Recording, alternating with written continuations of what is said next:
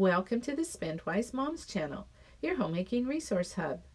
Today's short video is one in the Conquer Clutter series. I looked into my staples cupboard recently and saw a few things that were out of date. I took everything out of the cupboards, cleaned out the cupboards, decided what I wanted to get rid of, and then put things back. I put dates on the items that didn't have the expiration dates on them. By writing the dates with a Sharpie, they are easier to see, and I can tell right off from just looking at them when they need to be used by. There were jars that were half full of some ingredients, so I filled them up. It didn't take very long, and it looks and feels much better.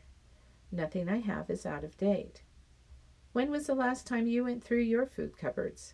Take a few minutes and just focus on one shelf today. You will be glad you did. Thanks for watching the Spendwise Moms channel. Please subscribe for more videos like this.